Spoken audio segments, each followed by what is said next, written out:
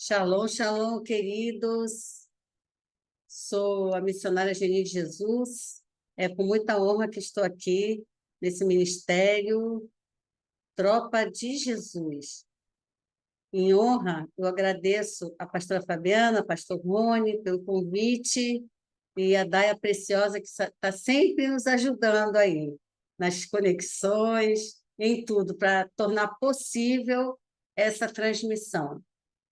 Abre o seu coração, porque eu tenho certeza que estruturas mentais vão ser quebradas na tua vida e na minha vida, porque é isso que a palavra de Deus faz, né? Renova a nossa mente, estruturas erradas são arrancadas e nós novas estruturas corretas, que a palavra de Deus, fundamentos corretos são colocados. Amém? Glória a Deus. E eu vou falar um assunto aqui. O nome dessa ministração é As Duas Árvores do Jardim. Eu tirei aqui esses princípios de um livro do Rick Joyner. Tremendo, muitas chaves, muitos códigos, muitas revelações, sabe? Eu nunca tinha tido um entendimento. Eu já escrevi há algum tempo isso aqui, está aqui, 13/2/25.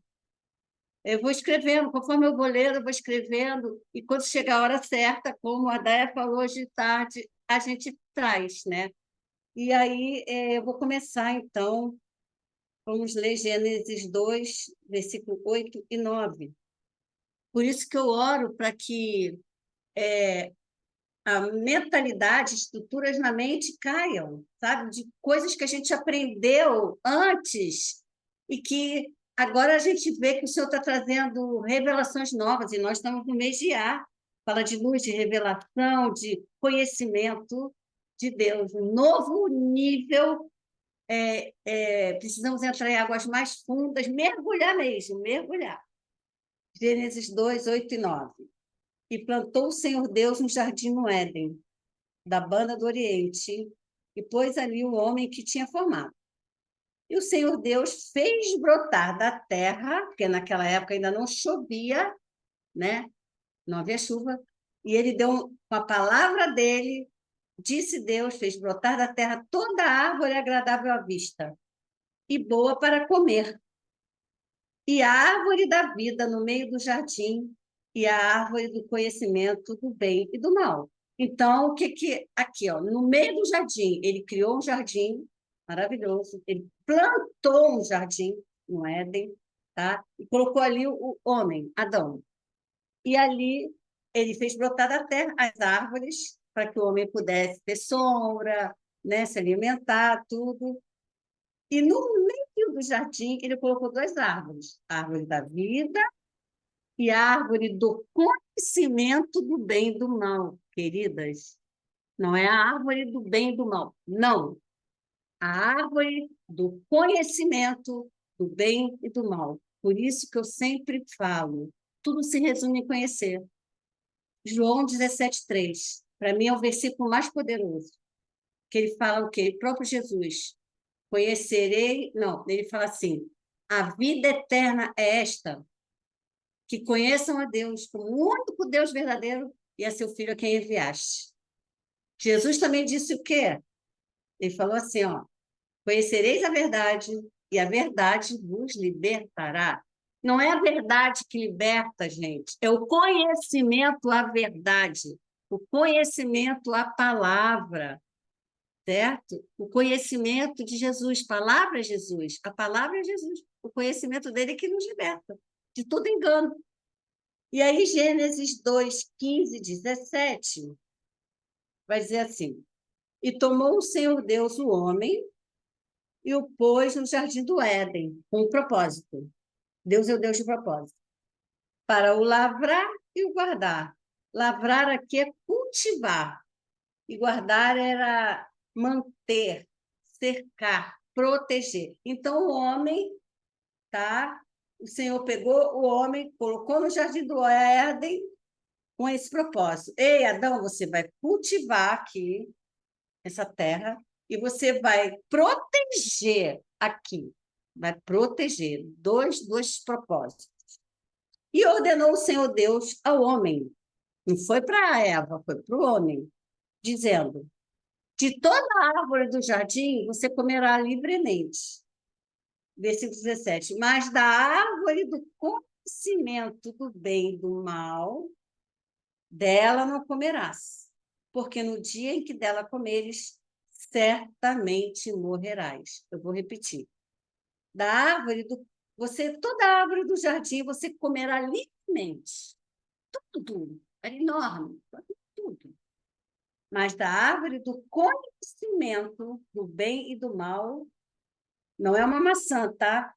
Até em desenho já vi maçã. Não é. Nós não sabemos como é que é esse fruto, tá? Mas é um fruto que fazia conhecer, abrir os olhos para conhecer o bem e o mal, porque ali eles só conheciam o bem. Né? O homem foi criado em imagem e semelhança de Deus. Então, a glória de Deus estava ali com ele o tempo todo, né?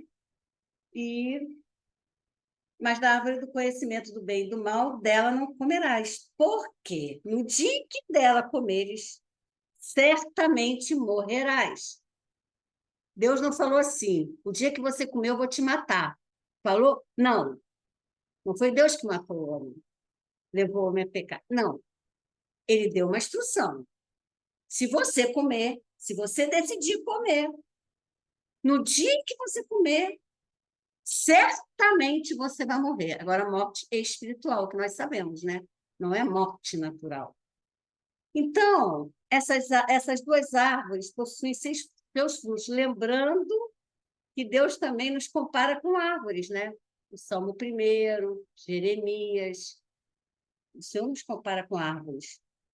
Mas voltando aqui, estas duas árvores possuem seus frutos. Então, primeira, qual é o fruto da árvore do conhecimento do bem e do mal?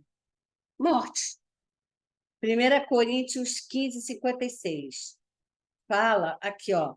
Ora, o aguilhão da morte é o pecado, e a força do pecado é a lei. Então, os frutos da árvore do conhecimento do bem e do mal é a morte, é a lei, é a terra, é a justiça própria, é o orgulho, é a independência, é a desobediência, né?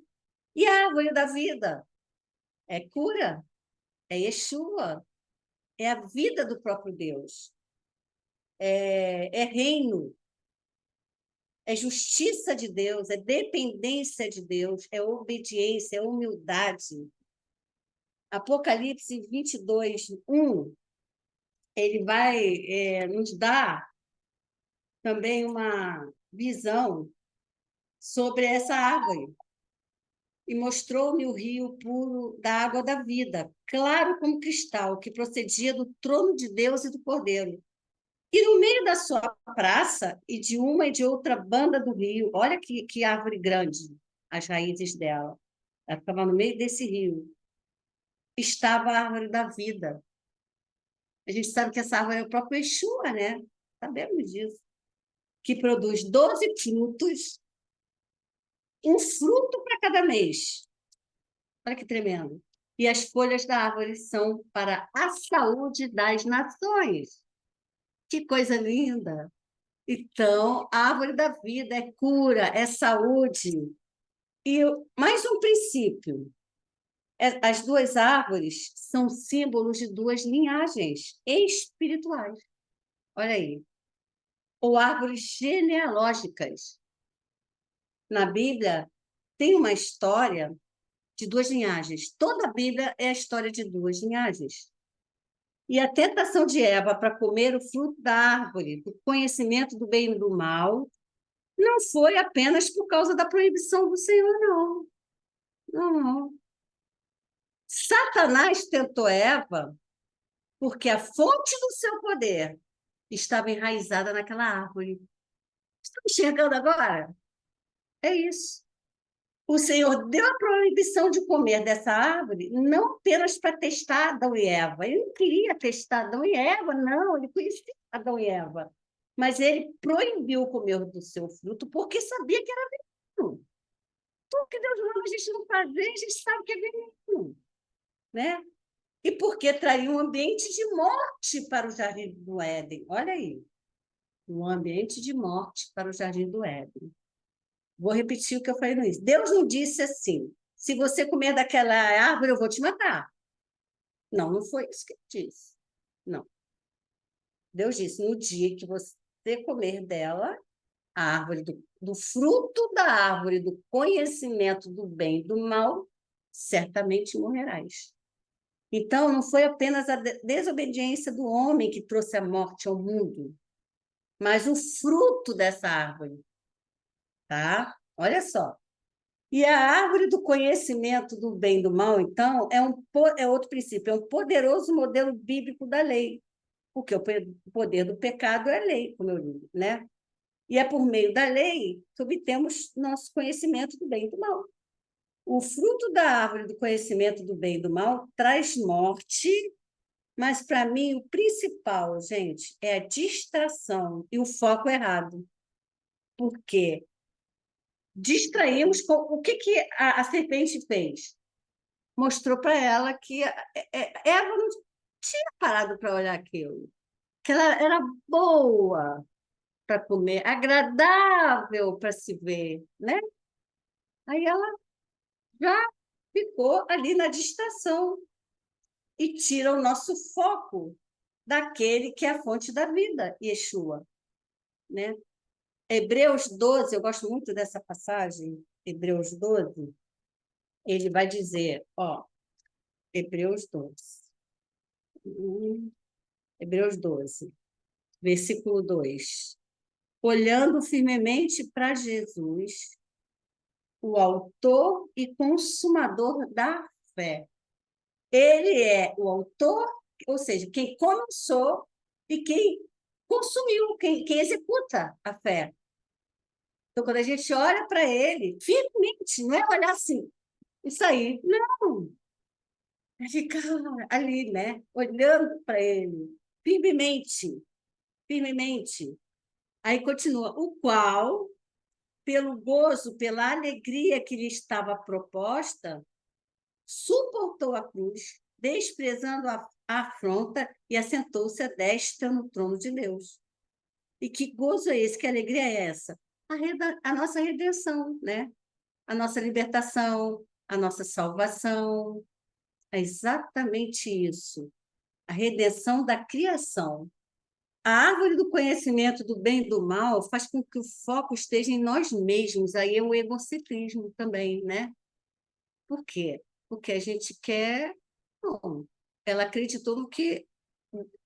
Quando a serpente trouxe aquela dúvida, ela ficou na dúvida. E aí a dúvida é o quê? É o oposto da fé. Rouba a fé. E tudo pela fé. E ali ela falou: olha, certamente você não vai morrer. Certamente você não vai morrer. Então já deturpou a palavra. E é isso que o Satanás faz. Satanás é o quê? Ele é o enganador. Jesus falou isso, né? Eu vim para que tenham vida em abundância, mas o diabo veio para quê? Para matar, roubar e destruir. E ele, quando Jesus fala assim, se revela como o caminho, a verdade e a vida, o caminho por quê? A gente já sabe que ele leva ao Pai, ele é o único que vai nos reconciliar ao Pai, nos levar ao Pai. A verdade, essa palavra no original, que a verdade ele é muito pode ser absoluta, relativa, né? Eu não consigo, eu gosto de pensar nas coisas para poder mensurar, medir, sabe? E quando eu entendi que a verdade é Jesus, e a verdade, essa palavra, traduzindo melhor, é realidade, porque o mundo jaz no maligno. Jesus falou isso também. O jaz é o quê? Está morto. O mundo está morto no diabo. Certo? É um sistema que já está morto. E tudo ele opera no engano. E Jesus é a verdade, é a realidade das coisas. Jesus é a realidade de tudo. E nós podemos confiar, né? Então ele fala, eu sou o caminho, a verdade e a vida que é Zoe, é a vida do próprio Deus, certo? E as três coisas são entrelaçadas. Então, a gente fica egocêntrico, olhando para nós mesmos o tempo todo. E o ser humano, então assim, irmãs, depois da pandemia piorou muito. as pessoas estão girando em torno do seu mundinho, tá? Eu fui fazer exame de sangue mês passado, é de rotina, né? Aí eu fui fazer lá, pelo plano que eu gosto, porque já sai no prontuário tudo direitinho, e lá abre às 8. Cheguei 10 para as 8, mas como foi depois do carnaval, eu sabia que ia estar bastante gente, já tinha 5 na minha frente, e eu fui atendida às 9 da manhã. Mas então o que que eu fiz? Eu não sou de comer à noite, tá? Mas aí bom, eu vou comer aqui umas 9h30, né, para dar um tempo, 10 horas, para não passar as 12 horas de jejum, né, se demorar um pouquinho. Aí eu comi uma melão, uma fruta aí. Fui eu, então, descansei. Irmãs, quando eu estou saindo de lá para tomar o cafezinho ali, aí tinha uma, da minha idade mais ou menos, não era jovem, não, nervosa, ali nervosa, murmurando. O que houve? Ah, está passando uma hora do meu jejum, já vai dar 12 horas, e não chega a minha vez. Eu já fui lá falar com a enfermeira e tudo, chamar logo. Gente, tinha um monte de gente esperando. Aí eu virei para ela e falei assim, ué, por que que você não comeu um pouquinho, alguma coisa mais tarde para dar um tempo? Eu falei, né? Eu fiz assim. Ela não gostou muito, saiu de perto de mim, né? Aí aquilo eu fiquei refletindo. Depois eu comentei com as enfermeiras, eu falei, gente, a pessoa ainda vai perturbar quem está trabalhando, olha só, para fazer com que ela chegue e fale assim, ó, alguém, peraí que eu vou chamar essa aqui, pelo amor de Deus. Então, você não acha que alguém também estava com a hora já pertinho, né, de ser atendido por causa do jejum? Sou em volta. Ah, com certeza, aquela ali, ela foi para casa, tem que voltar no dia seguinte.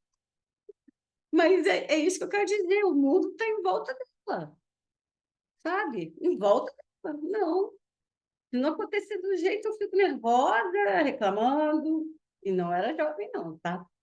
Então, depois que Adão e Eva comeram desse fruto, a sua primeira reação foi a autoinspeção. Eles foram se ver. Oh, uau! Antes de comer, eles nem sabiam que estavam nus. Nem sabiam, gente. Coisa linda. Porque a sua atenção estava voltada para o Senhor. Não voltada para mim. Não. E nos propósitos dos quais Deus o havia criado. Então, quando nos concentramos em nós mesmos, acabamos por nos afastar da árvore da vida, que é Yeshua, né? E de comer do seu fruto. Isso é o que a lei faz também. E também isso significa idolatria. A gente idolatra o nosso eu. Egocentrismo é isso, é idolatria do nosso eu. Eu sou mais importante que tudo. Então, é uma idolatria. Porque 1 Samuel vai dizer isso. A teimosia, a dura cerviz é o pecado, é como o pecado de idolatria. Porque está teimoso. Ele não quer se render à palavra, quer fazer o que acha certo, entendeu? Não, eu estou com razão. Ah, eu não vou pedir perdão, não, porque eu tenho razão. Pode até ter. Não estou dizendo que você não tem razão, e nem eu. Mas a Bíblia diz que eu tenho que perdoar. Ai, vai doer, dói, deixa doer, aí cura. Aí a árvore da vida, vai lá para a árvore da vida, come o seu fruto. Senhor, aqui, eu estou aqui, eu quero comer esse fruto. Me ajuda aqui. Eu quero te conhecer. Quero ficar livre das mazelas, almas curadas. Gênesis 3:7.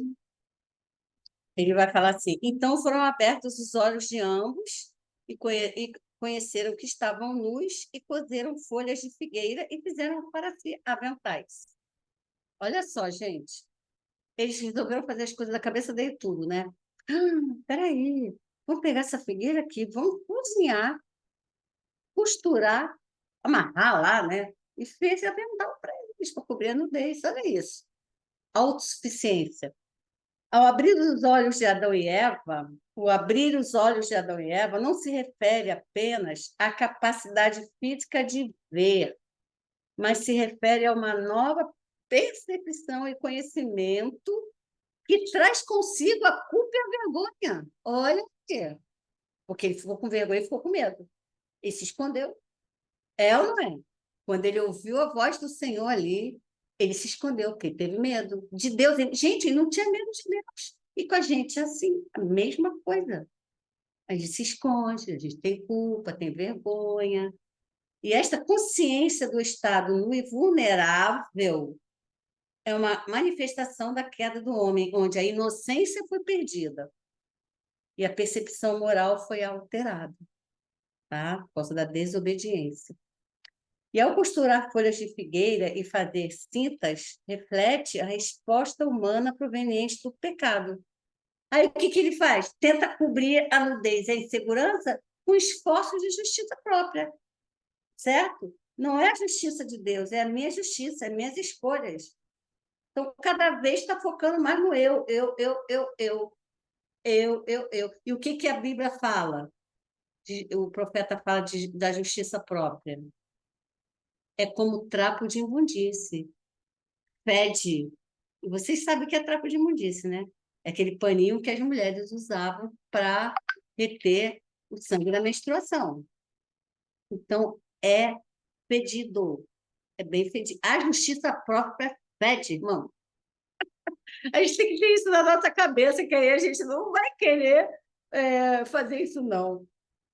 Apocalipse 3, Apocalipse 3, 16, 17, vai falar de uma igreja, a Laodiceia, que foi achada em falta, porque ela estava se achando vestida, mas ela estava nua.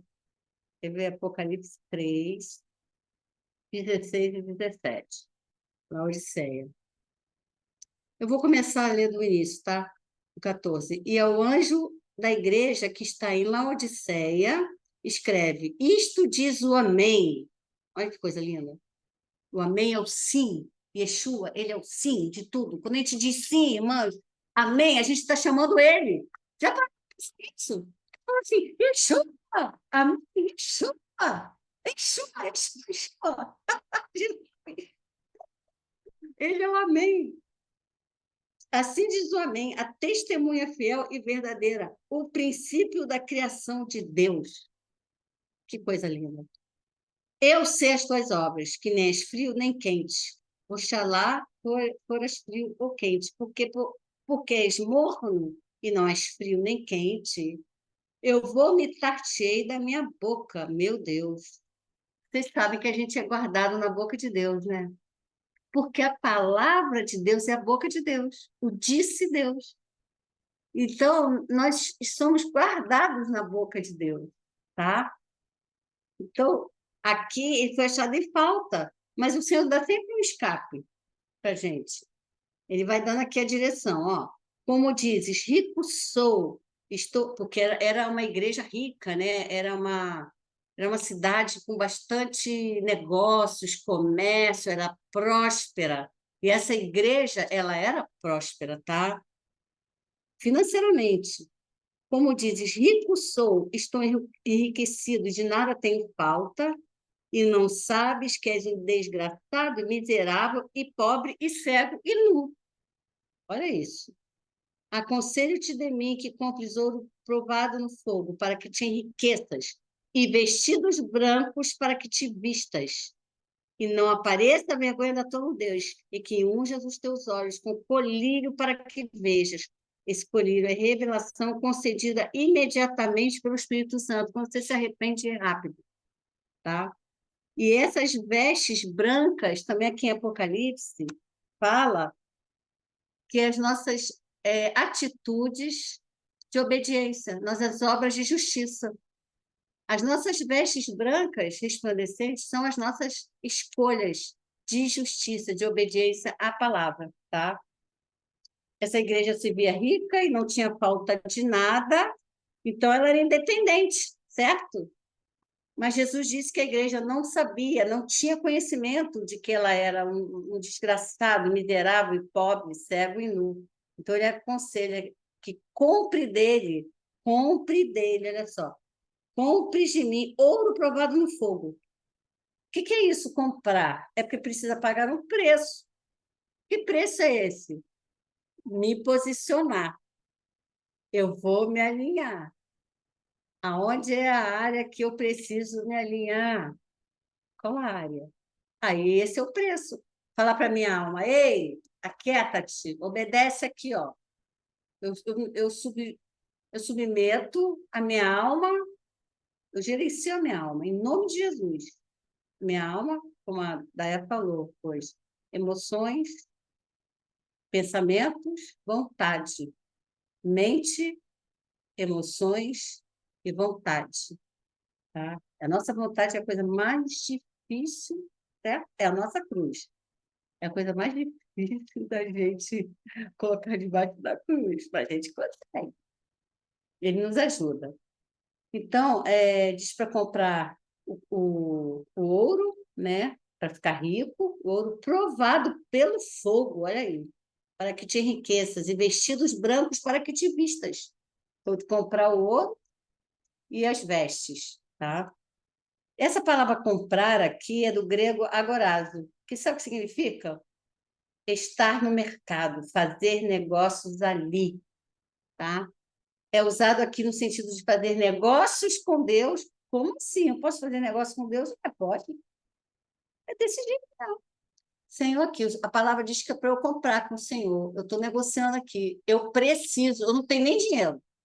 O que eu tenho sou eu mesmo. É isso que eu dou para o Senhor. Sabia? É isso que ele quer. Está rendido, estou rendido. Tá bom, Senhor.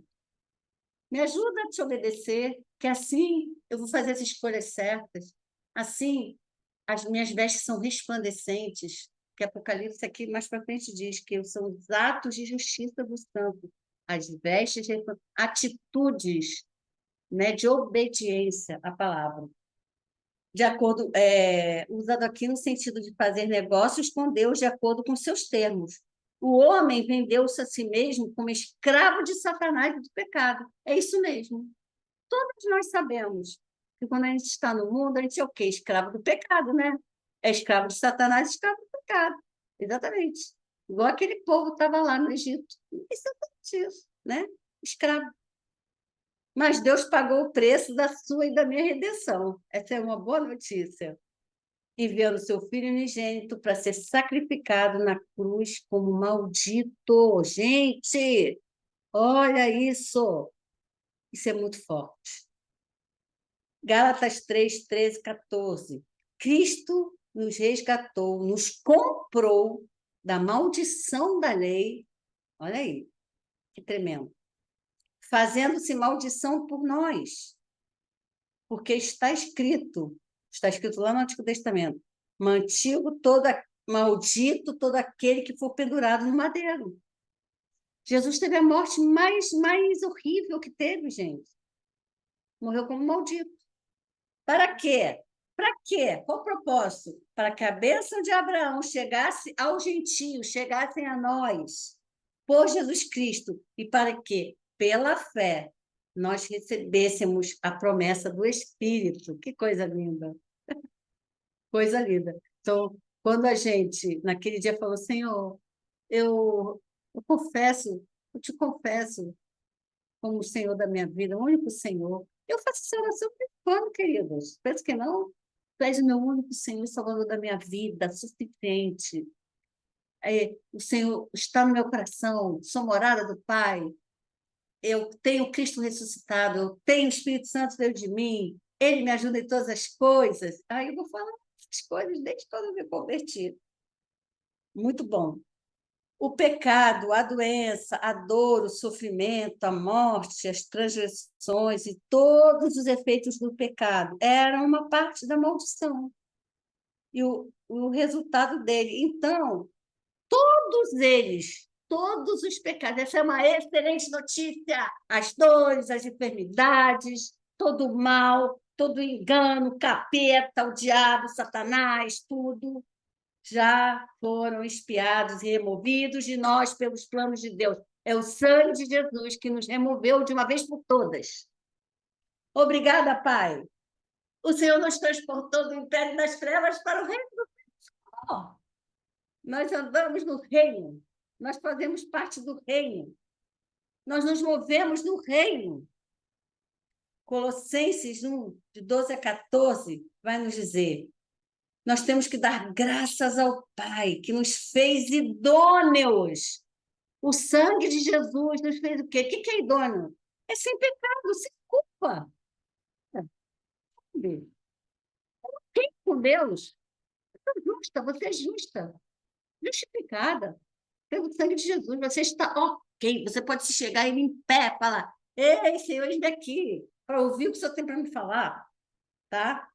Para participar. Olha aqui, qual o propósito? Ele nos fez idôneos para participar da herança dos santos na luz. O que é isso? É a comunhão com os irmãos, traz riqueza. A comunhão traz riqueza. O qual Deus nos tirou da potestade das trevas, aqui o império das trevas, e nos transportou para o reino do Filho do seu amor, Yeshua, amém? Em quem temos a redenção. Em quem? Yeshua. Redenção significa nos comprou, nos deu liberdade, tá? Pelo seu sangue, a saber, a remissão dos pecados. Perdoados. Estamos perdoados. Glória a Deus. Temos acesso à árvore da vida. Temos acesso à árvore da vida o tempo todo. Se a gente querer. A gente quer, vai lá, pega o fruto e come. Acabou. Vai comer, acabou. Come de Jesus, direto. Precisamos comer o fruto da árvore da vida, Yeshua, olhar firmemente para o autor, o consumador da nossa fé. Pelo sangue precioso de Jesus, fomos comprados por alto preço. Todos os nossos pecados e transgressões foram perdoados, foram removidos.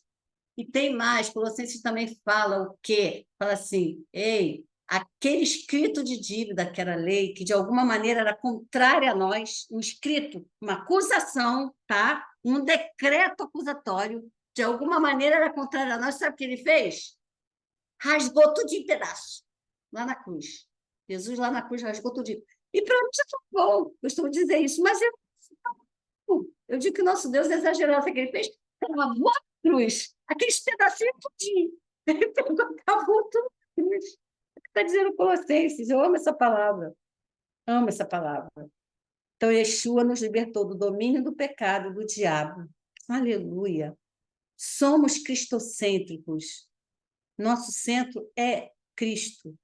Nosso centro, nosso fundamento, a pedra angular, a pedra que eles rejeitaram lá, a pedra angular, que é Yeshua, aquela pedra que é a base, o fundamento para construir tudo, é Yeshua. Ele é o centro de tudo para nós. Ele é o caminho, a verdade, a vida. Jesus é o nosso único, suficiente Senhor e Salvador das nossas vidas.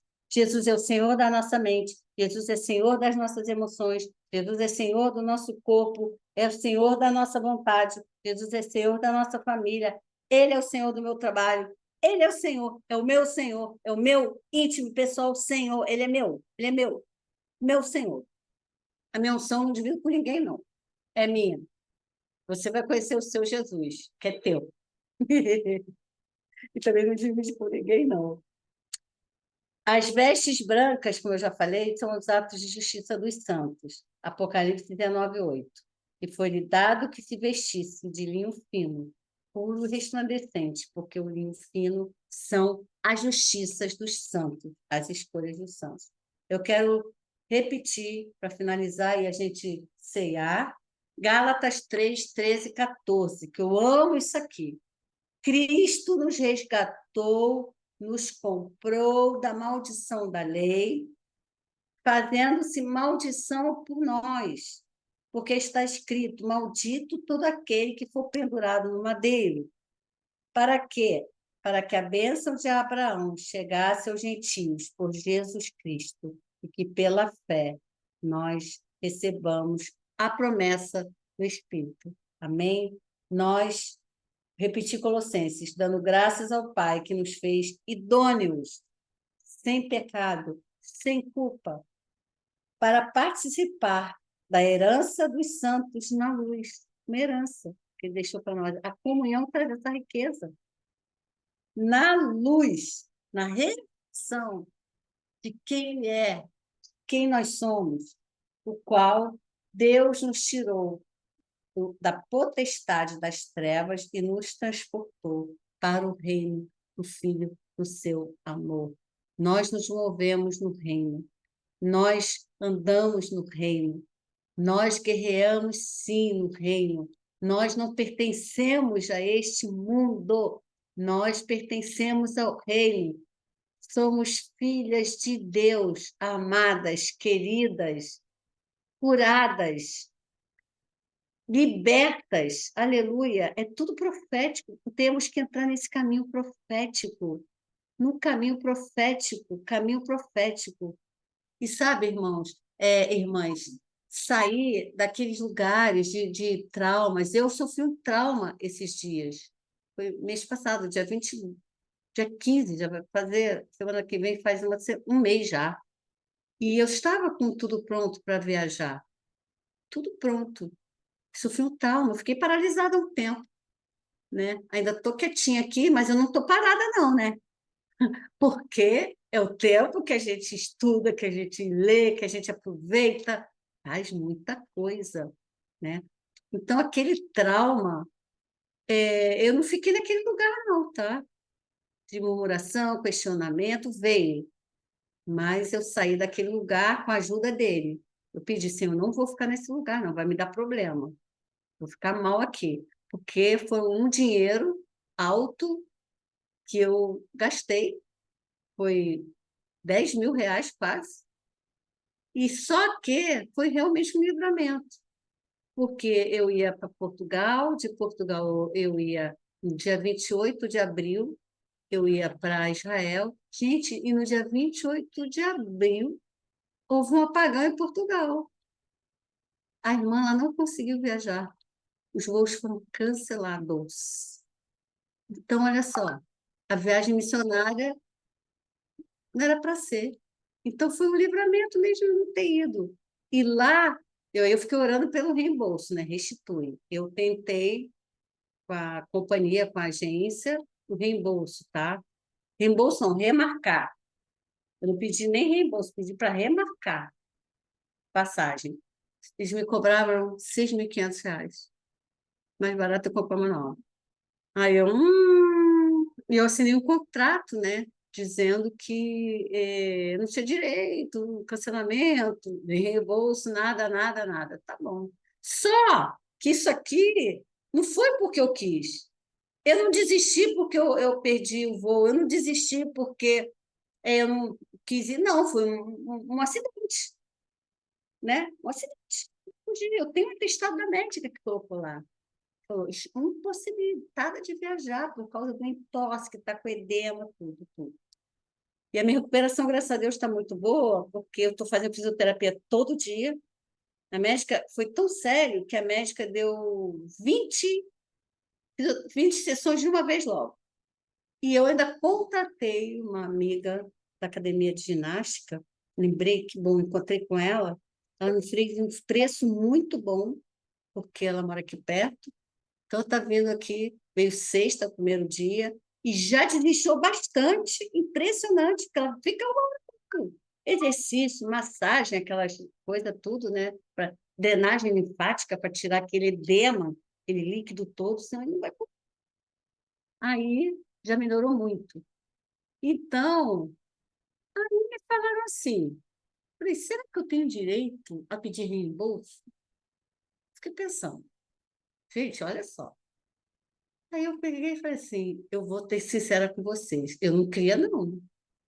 Aí foi a minha mente de economista olhando o natural, né? Olhei o contrato, tudo, eu falei, pedi não. Você quer saber? Eu desço no metrô aqui, logo do lado tem um shoppingzinho onde fica a justiça de causas cíveis. Eu não pago nada. É tipo essas causas aí. Eu só sair do metrô, que eu estou andando, evitando, né? Subo ali, entro ali, eu vou lá saber. Saber. Tipo assim, não vou desperdiçar tempo nem nada, não. É aqui do lado. Quando eu cheguei lá, que eu comentei no atendimento, gente, eu fiquei impactada. Não, você tem direito sim. A moça perguntou até para o advogado lá. Ou assim, assim, assim, foi me dando tudo. Faz só uma redação, que aqui eles fazem uma petição junto os documentos.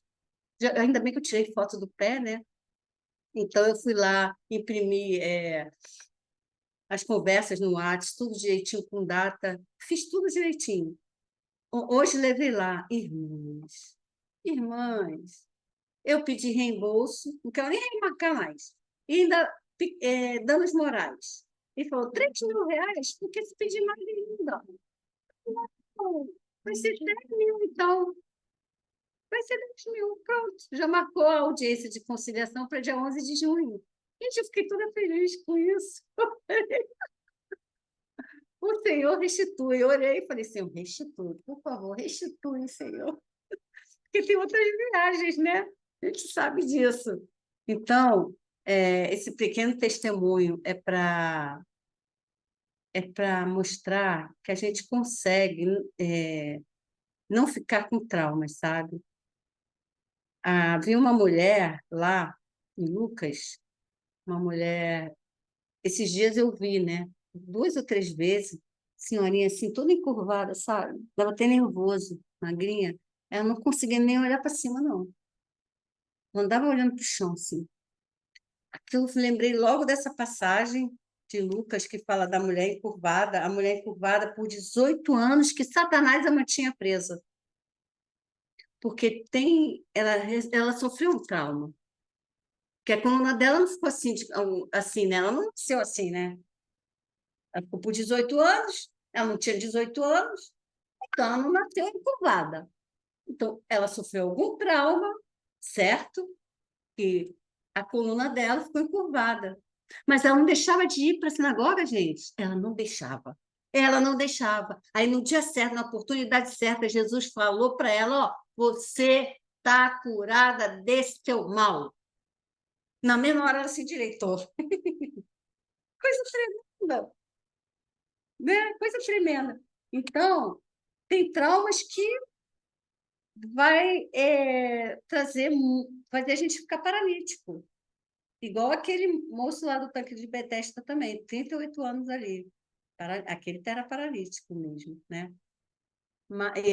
Mefibosete, quando ele caiu, fugindo lá, caiu no colo da babá dele, com 5 anos, ele ficou com os 2 pés assim, certo? Aí ele foi para um lugar chamado Lodebar, lugar de tristeza. Tanto é que quando ele foi chamado para o reino, a mesa, ele não conseguiu vencer aquilo nele. Então, pode acontecer da gente não conseguir vencer os traumas, não é? Mas, glória a Deus, lembrando que a mesa ali esconde todas as imperfeições, mas ele se via como um cão. Então, a nossa identidade em Deus é muito importante. Nós somos filhas, que nós temos direito, que nós somos curadas, que nós podemos comer do fruto da árvore da vida, sim, em nome de Jesus, todo o tempo. Nós temos acesso livre, qualquer hora nós podemos nos achegar. Amém? Vamos tomar ceia? Eu quero mais uma vez proclamar Colossenses 1, 12 a 14. Damos graças ao Pai, que nos fez idôneas, sem pecado, sem culpa, para participar da herança dos santos na luz, a qual Deus nos tirou do império das trevas e nos transportou para o reino do Filho do seu amor. Consagramos, Senhor, esse pedacinho de pão, consagramos, Senhor, esse suco de uva, Senhor, para declarar que nós aqui estamos comendo o pão da vida, Yeshua, estamos comendo da árvore da vida, aleluia, para que nós tenhamos vida, tenhamos alegria, tenhamos cura em abundância, vida em abundância, Senhor.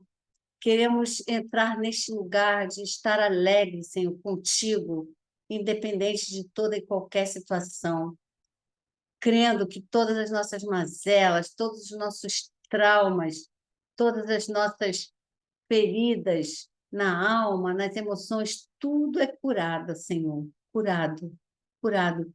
Porque o Salmo 23 diz que o Senhor prepara uma mesa diante dos nossos inimigos. Aleluia! A gente não precisa sair de perto dos inimigos e ir embora para a gente ter banquete, não. Ele é lindo demais. Ele prepara uma mesa diante dos inimigos. Ele enche o nosso cálice transborda e nos unge. Ele unge as nossas cabeças. Aleluia.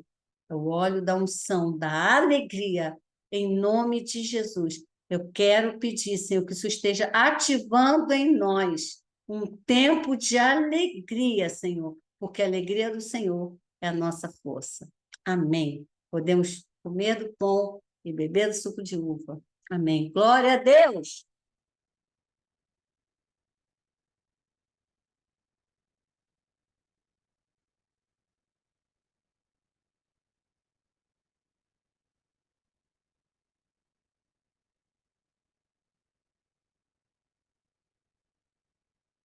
Obrigada, Jesus. Obrigada, Jesus. Obrigada.